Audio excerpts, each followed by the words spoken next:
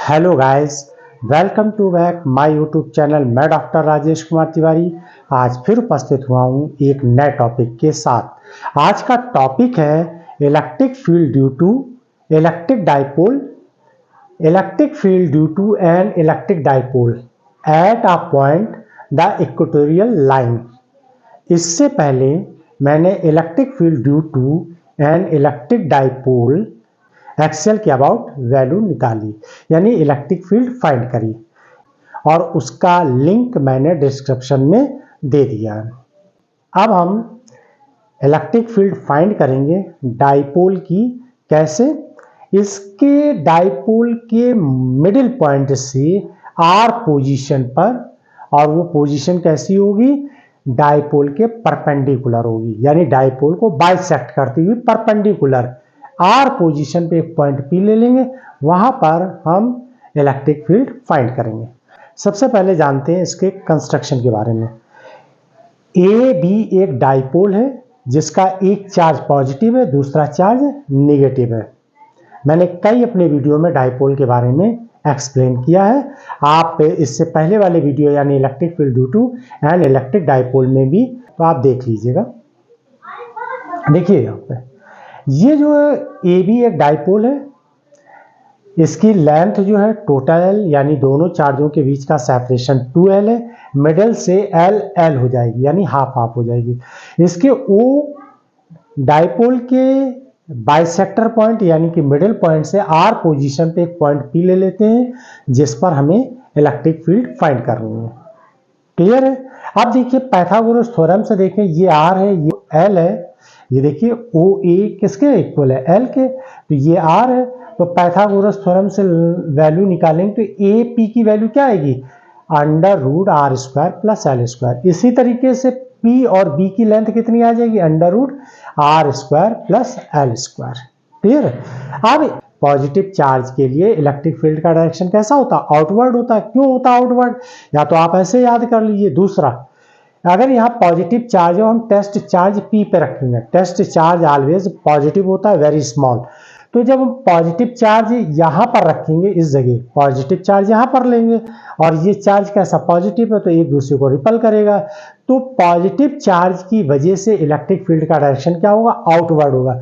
Outward का मतलब इस तरीके से, आउटवर्ड का मतलब इस तरीके से, E A डायरेक्शन में। क्लियर है? और इसी तरीके से नेगेटिव चार्ज का डायरेक्शन किधर होगा? इनवर्ड होगा, क्योंकि जब हम यहां पर नेगेटिव चार्ज लेंगे और ये पॉजिटिव टेस्ट चार्ज होगा, तो इसकी वजह से डायरेक्शन कैसा होगा? क्योंकि अट्रैक्ट करेंगे एक दूसरे को, तो इनवर्ड हो जाएगा। तो उस वजह से इलेक्ट्रिक फील्ड BE का डायरेक्शन कैसा होगा? इनवर्ड होगा। क्लियर है? तो चार्ज, पॉजिटिव चार्ज के लिए फील्ड का डायरेक्शन क्या है? आउटवर्ड। और जिसको हम किससे? EA को पॉजिटिव चार्ज के लिए रिप्रेजेंट कर रहे हैं, और EB जो है नेगेटिव चार्ज के लिए रिप्रेजेंट कर रहे हैं। फील्ड EA क्या है? पॉजिटिव चार्ज के लिए है, और इलेक्ट्रिक फील्ड BE किसके है? नेगेटिव चार्ज के लिए। क्लियर है? Electric field due to, electric field due to positive charge at a point P क्या वैल्यू हो जाएगी? पॉइंट चार्ज के लिए इलेक्ट्रिक फील्ड का फार्मूला होता है E equal to 1/4 pi epsilon naught Q upon R square. ये फार्मूला होता है, इसी फार्मूले का यूज करेंगे। तो EA electric field due to positive charge at point P, EA 1/4 pi epsilon naught Q upon under root R square plus L square का whole square. क्योंकि पोजीशन जो यहाँ पर डिस्टेंस ले रहे हैं A से P के बीच में, वो कितनी? Under root R square plus L square. और फार्मूला क्या होता है? 1/4 pi epsilon naught Q by R square होता है। तो यहाँ पर under root R square plus L square का होल स्क्वायर। क्लियर? और इसका डायरेक्शन किधर होगा? डायरेक्शन होगा A से P की ओर। आउटवर्ड डायरेक्शन है A टू P, या आप आउटवर्ड लिख दीजिए from A to P, from A to P। Clear? इसी तरीके से हम नेगेटिव चार्ज के लिए निकालेंगे। नेगेटिव चार्ज ये है, और P पॉइंट पे फाइंड करना है इलेक्ट्रिक फील्ड, P पॉइंट पे फाइंड करना है, और इसका डायरेक्शन कैसा होगा? इनवर्ड होगा। तो फार्मूला लगा दीजिए, electric field due to negative charge at point P EB E B equal to 1/4 pi epsilon naught Q upon under root R square plus L square का होल स्क्वायर। और direction क्या हो जाएगा, इसका डायरेक्शन हो जाएगा direction from P to B। P to B का मतलब P टू B, क्लियर। तो अब इसकी वजह से रिजल्टेंट इलेक्ट्रिक फील्ड क्या होगी, इसकी वजह से रिजल्टेंट इलेक्ट्रिक फील्ड क्या होगी उसे करते हैं। पॉजिटिव चार्ज नेगेटिव चार्ज यानी डाइपोल। अब इलेक्ट्रिक डाइपोल के बेस पर हम रिजल्टेंट इलेक्ट्रिक फील्ड फाइंड करते हैं।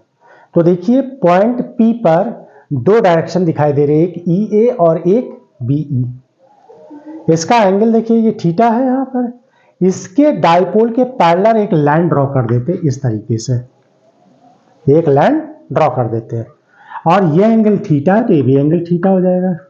किसी भी ट्रायंगल की अगर दो साइडें इक्वल है तो उसके एंगल भी इक्वल हो। तो देखिए ये साइड भी under root R square plus L square और ये वाली भी side under root R square plus L square. ये अल्टरनेट भी एंगल, यानी ये थीटा तो ये भी थीटा होगा, तो अल्टरनेट की वजह से ये भी एंगल थीटा हो जाएगा, क्लियर है। अब इस P पॉइंट पर ये थीटा है, देखिए ये है थीटा। EA इलेक्ट्रिक फील्ड का डायरेक्शन हमने ये रिप्रेजेंट किया और EB का इलेक्ट्रिक फील्ड का डायरेक्शन ये रिप्रेजेंट किया। अब इसके दो कंपोनेंट होंगे, एक होगा EA का कंपोनेंट होगा EA cos थीटा और दूसरा क्या होगा EA sin थीटा। इसी तरीके से EB के दो कंपोनेंट होंगे, एक horizontal component EB cos theta और दूसरा EB sin theta. EB sin theta दोनों ही इक्वल है क्योंकि मैग्नीट्यूड अगर हम चेक करें तो दोनों का सेम है, भाई दोनों में चार्ज है, दोनों में सेम पोजीशन है, तो इसका मतलब ये हुआ कि मैग्नीट्यूड दोनों का इक्वल होगा। तो EA sin थीटा और एंगल भी इक्वल है, तो ये अमाउंट इस अमाउंट के इक्वल है, यानी EA sin theta EB sin theta दोनों इक्वल है और अपोजिट है तो एक दूसरे को कैंसिल कर देंगे, यानी y एक्सिस के अलाउंग तो EA sin theta EB sin theta cancel कर देंगे एक दूसरे को। बट इसके देखिए एक्स एक्सिस के नेगेटिव डायरेक्शन में, एक्स एक्सिस के नेगेटिव डायरेक्शन में देखिए EA cos थीटा और EB cos थीटा लिखा है, EB दोनों एक ही डायरेक्शन में है, तो रिजल्टेंट इलेक्ट्रिक फील्ड जो होगी वो क्या हो जाएगी, E equal to EA cos theta plus EB cos theta. दोनों का डायरेक्शन सेम है तो सम हो जाएंगे दोनों, ये वेक्टर क्वांटिटी है।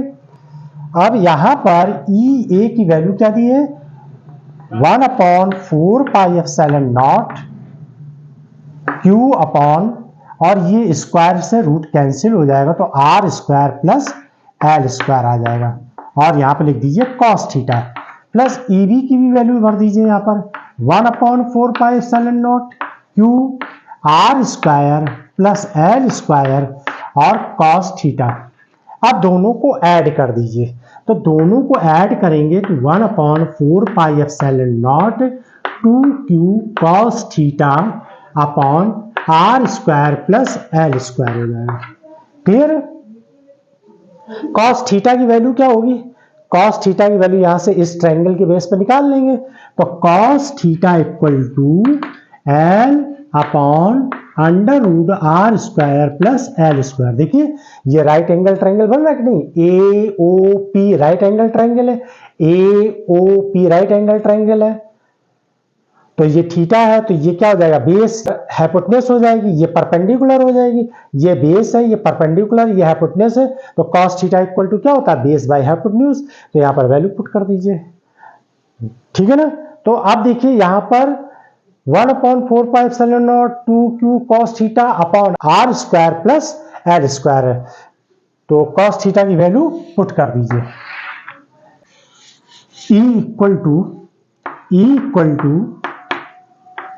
2Q नीचे कितना आ जाएगा 4 pi epsilon naught R square plus L square, ये वैल्यू आ जाएगी।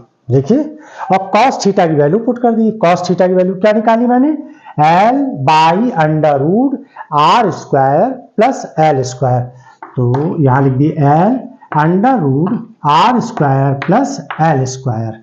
ये किसके बराबर हो जाएगा? डायपोल मोमेंट के। यहाँ इसको P से रिप्रेजेंट कर दीजिए, 4 पाई एप्सिलॉन नॉट। और ये देखिए R square plus L square, ये under root R square plus L square है, ये पावर हाफ है, ये पावर 1 है। दोनों पावर ऐड करेंगे तो कितना हो जाएगा? R square plus L square की पावर, यानी होल पावर कितनी हो जाएगी? 3/2 हो जाएगी। देखिए ये 1 पावर है, ये कितनी पावर है? हाफ है। इन दोनों को ऐड करेंगे कितना हो जाएगा? 3/2। क्लियर है? यहां तक समझ में आ गई बात? अब देखिए E equal to P upon 4 pi epsilon not.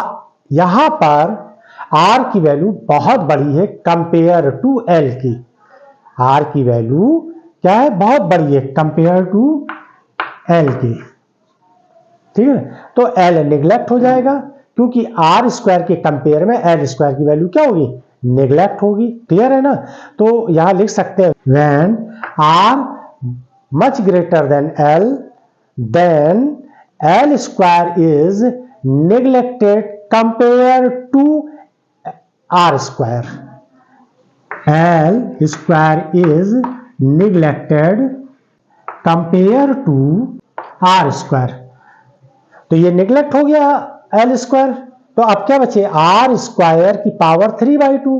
तो यहाँ ये पावर और ये पावर कैंसिल हो जाएगी, तो क्या बचेगा? आर की पावर 3 होगी। एक स्टेप और लिख देते हैं यहाँ पर, आर स्क्वायर और ये पावर कितनी? 3/2, यानी 2 कैंसिल हो गया। तो कितनी वैल्यू आ गई? P upon 4 pi epsilon naught R की पावर 3। इलेक्ट्रिक डाइपोल मोमेंट की इलेक्ट्रिक फील्ड की वैल्यू ये निकल कर आ गई। तो electric field due to electric dipole moment E equal to P upon 4 pi epsilon naught R की पावर 3, यानी कि इंटेंसिटी जो है ये electric field inversely proportional to cube of distance, cube of distance. और इसकी यूनिट क्या हो जाएगी? Newton by coulomb. और इसका डायरेक्शन किधर होगा? इसका डायरेक्शन होगा, डायरेक्शन देखिए ऊपर रिजल्ट क्या दिखाई दे रहा है? P, और इसको अगर हम नाम दे दें, कोई C मान लीजिए नाम दे दें, या E नाम दे दें, इसका हम नाम दे दें C, PC, यानी ये P और C। तो डायरेक्शन इधर की ओर है, यानी पॉजिटिव टू निगेटिव। इसका डायरेक्शन कैसा है? पॉजिटिव टू निगेटिव है। Direction positive charge to negative charge.